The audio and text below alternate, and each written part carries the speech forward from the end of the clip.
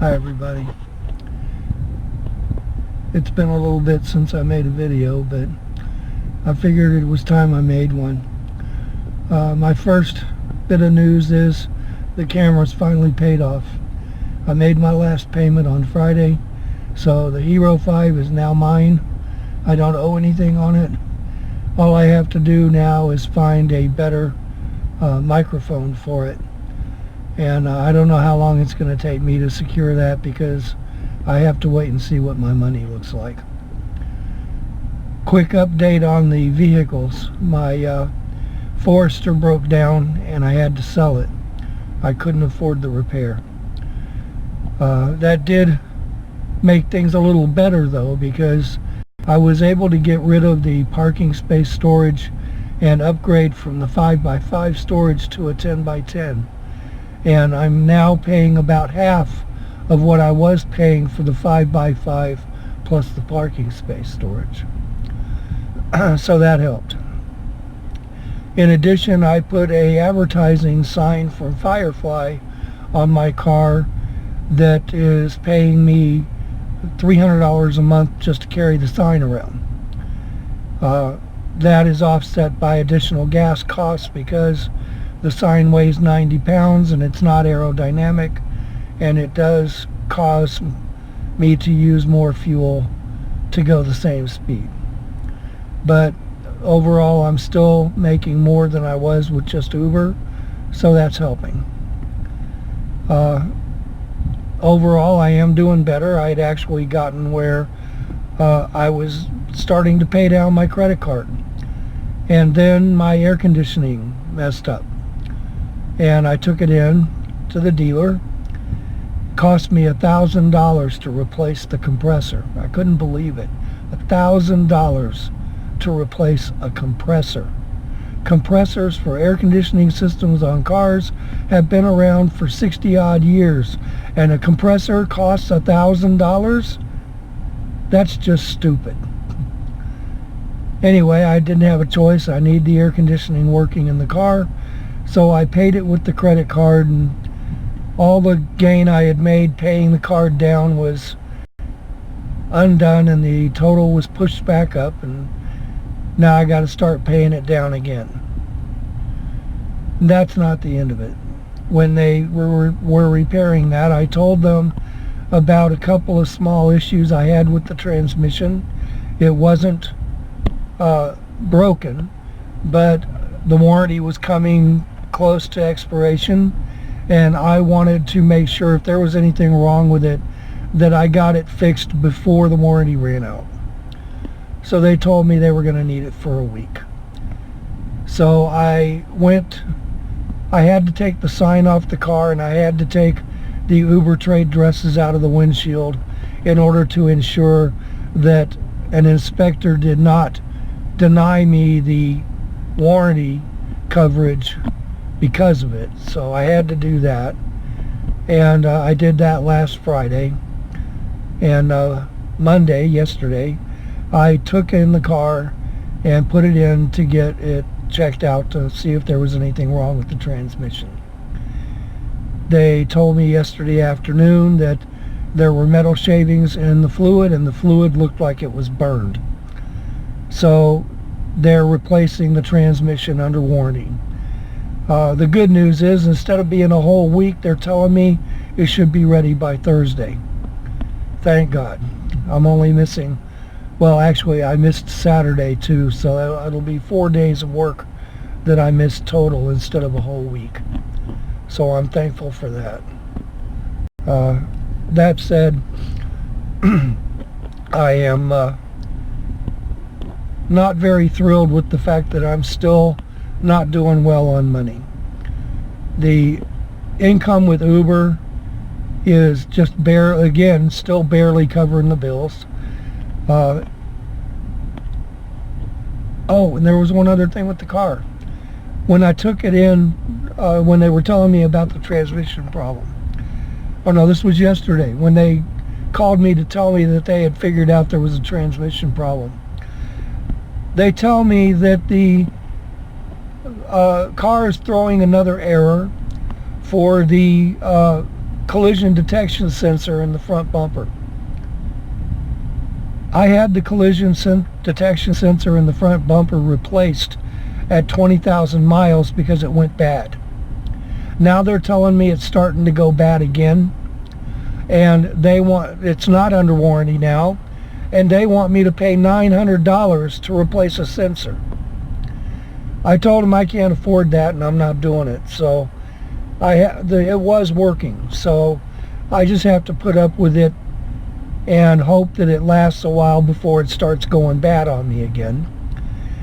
The thing is, I drove without a front collision detection sensor most of my life, so I don't really need the sensor, but I can tell you in the year I drove that car, it is handy.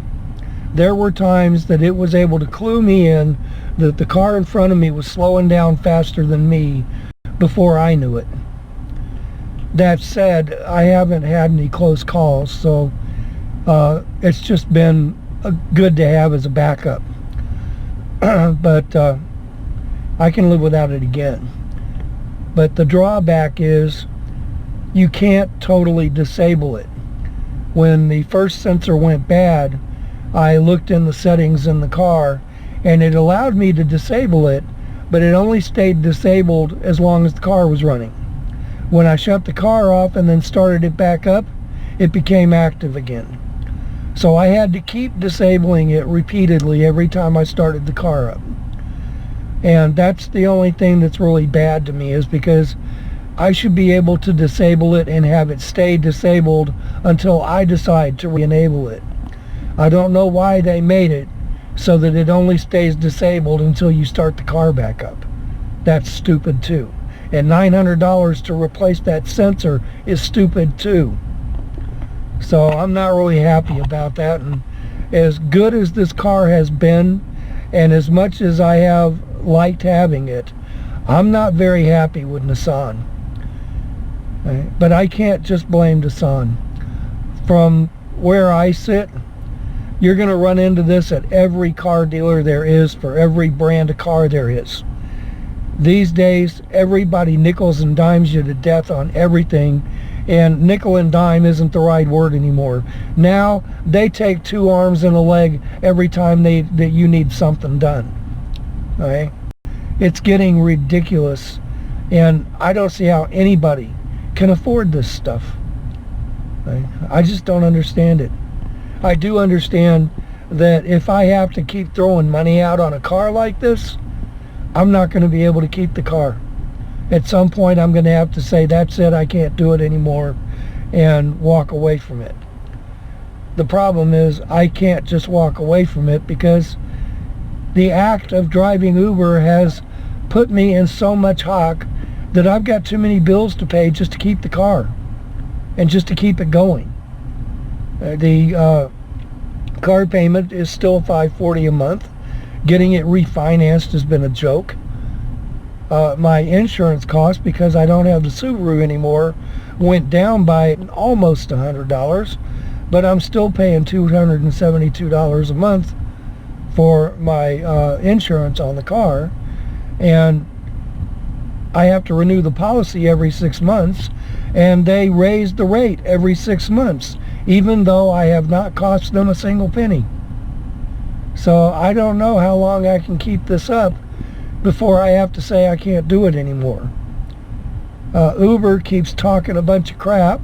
Oh, they want to see us get a fair wage, and they want to see us get this, and they want to see us get that. But instead of giving it to us, they're trying to make the law make them do it. And because they don't like AB 5, they're trying to put a measure on the ballot for the voters to vote on to decide whether or not we should get to remain contract drivers instead of becoming employees. And I just, I'm so tired of all the bullshit, because that's all it is. Hey, Uber doesn't give a damn about us, and the drivers group wants to play like they get to be our union. And the simple truth is, as soon as it gets decided that Uber has to make us employees, the Teamsters union is going to step in and go, thank you very much, we'll take it from here. And the best this drivers group can hope for is that the Teamsters will allow them to become a chapter of the Teamsters to represent us. And that's the best they can hope for. Okay? But they are not our union because we're not legally employees yet. And all of their strikes have been illegal. Their claim of being a union is illegal.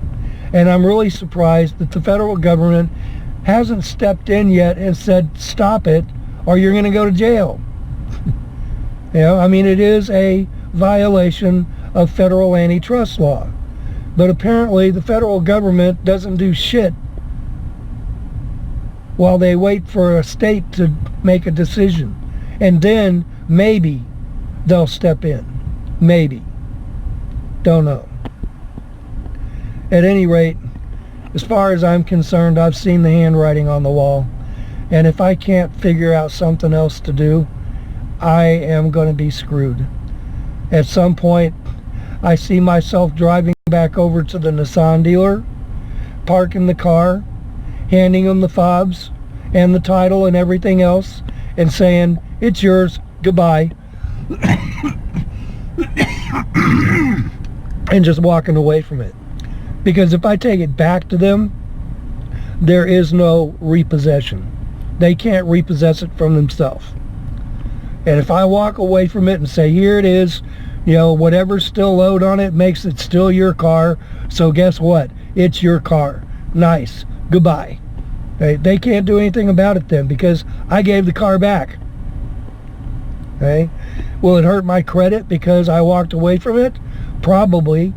But I don't know if it'll hurt it as bad as forcing them to come repossess it would. Okay? But I just know that I won't be able to keep driving Uber if something doesn't change. And I won't be able to keep the car if I don't find something else to help me make more money. Because the extra that I'm making with the Firefly sign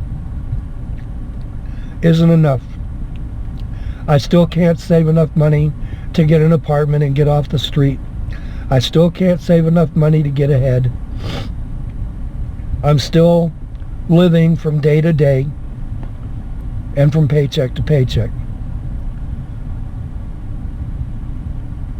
I haven't been able to figure out exactly what to do. I have thought so long and hard about doing this YouTube thing.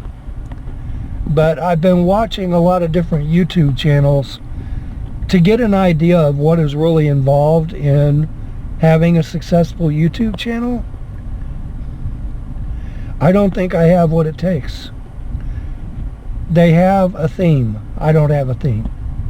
To give an example, Sarah Entombed. I love that woman. She is so gifted and talented to be able to work on those cars she's working on by herself in her garage at her house. And yes, she's getting help through her patrons and she's getting some sponsorship through other places, but she's doing all the work. And that's the theme of her channel, her working on her cars. Right? Another one, Life Uncontained. A young couple who is building a container home in Texas. That's their theme. Every episode is the next thing they're doing on their house. And they're making great progress. And they're finally working on the inside of the house. So we're finally getting to see what progress they're making in there. And she's pregnant. Right? We got to watch a woman get pregnant, and we get to watch her go through the stages, and we will probably get to watch her bring a baby home from the hospital. And that adds to the beauty of the channel. It makes it wonderful. Then there's Plane Savers. That one I just found recently.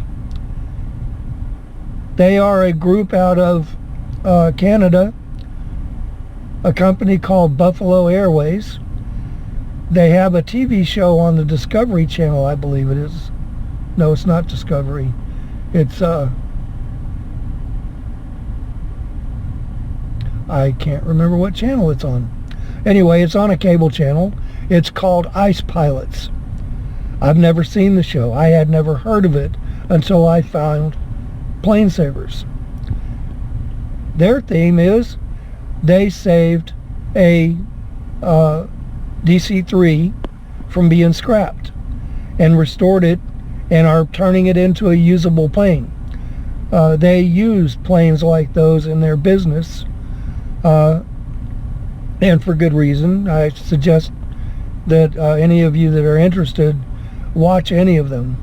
Unfortunately, I am not able at this point to put links to their channels in my descriptions. I don't have my computer to use to be able to do that yet. It's put away, and I don't bring it out very often because I don't really have a place to sit down and work with it. But anyway, I do suggest that you watch them. I think you'll find them interesting if you're interested in such things. There are other channels I watch as well, but the main point is I'm looking at what is making a successful channel, and all three of those YouTubers have successful channels. I don't have a theme. I don't have something I'm doing that every upload is another update to whatever it is I'm working on. I don't have something to offer that way. And just talking about me, I don't see it. Okay? There's a young woman named Katie whose channel I watch periodically. I'm subscribed to her. She lives out of her car, which is the primary reason I subscribed. Katie Carney, I believe her name is. And the simple truth is, as much as I love her and as much as I appreciate everything she's doing, it's all about her. And there's nothing wrong with that, but I can't talk about me the way she talks about her. It just doesn't work for me. Okay? And so I'm kind of strapped for what to do to have a successful YouTube channel. And as a result, I am hesitant on trying to put more effort into it because I just simply don't have time. I drive all day, and by the end of the day, I am worn out. All I want to do is eat, watch a few videos, and go to sleep, and get up the next day and do it again. And the only day of the week that's different is Sunday. That's the day I get up and I go to church, and I do the things that I do at church, which includes running a slideshow and setting up the sound system. And then in the afternoon, I will come to this park and I will sit here and watch some videos and try to sleep for a little while. And that's about all I do. And I feel like I don't get enough sleep. This little pause while my car is in the shop is enabling me to get more sleep, and I'm beginning to feel a little more rested. But it was also the reason I felt like I could take the time to make this video. And I think it's really amazing. I'm up to 18 minutes? Yeah, almost 19 minutes of nothing but rambling. And I appreciate that you guys really want to hear it. But to me, it feels like all I'm doing is complaining. And I don't want to complain. I want to do something constructive. I want to do something important and meaningful that's going to make a difference in people's lives. And it just seems like I never get to do that. The most I get to do is, I don't know, work, and consider myself lucky to do that because there was too many years that I couldn't work. So anyway, there's the update for this time. Don't know exactly when I will be able to do another update, but I will do another one at some point, and hopefully I can come up with an idea for a theme for this channel so I can start doing something with it. See you later, guys.